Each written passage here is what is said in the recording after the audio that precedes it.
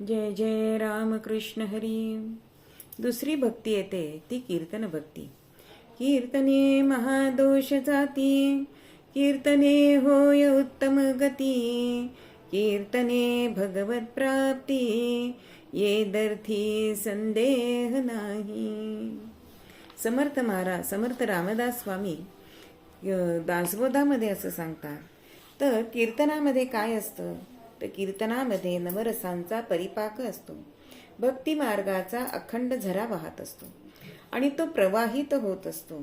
कीर्तनात कष्टाचे कारण नाही. अहो, नारायण साक्षात वेदपुरुष आहे.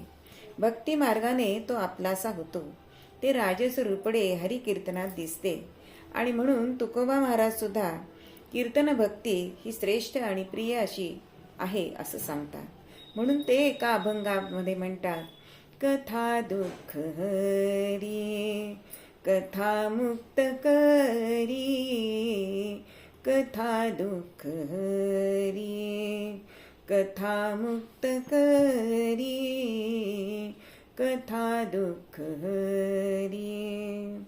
अहो, जशी आई आपल्या मुलाचं सार कौतुक पुरवत असते आणि आपल्या मुलांनी चांगलं वागावं म्हणून त्यावर संस्कार करत असते, त्याची काळजी घेत असते, तशी ही हरिकथा असते.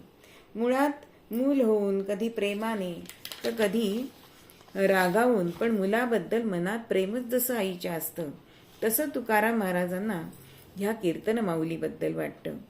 म्हणून आई ते म्हणतात की अवीट ते क्षीर हरिकथा माऊली, सेविता सेविली वैष्णवजनी.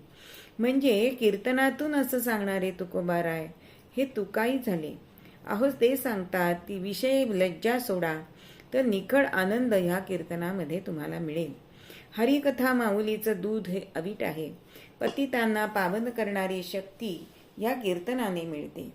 या निमित्ताने वैष्णवांची गर्दी होते. सर्वजण सुखाने मोहरतात.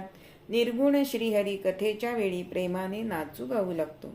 अहो, कीर्तनातील वाद्यांनी मनातील किलमिशे नाहीशी होतात. टाळ मृदुंगाच्या घोषामध्ये मनातील दुष्ट वासना नाहीशा होतात. समाधी सुख अनुभवास येते. इतकेच नव्हे तर अवघे विश्व हे नाद ब्रह्ममय होऊन जाते.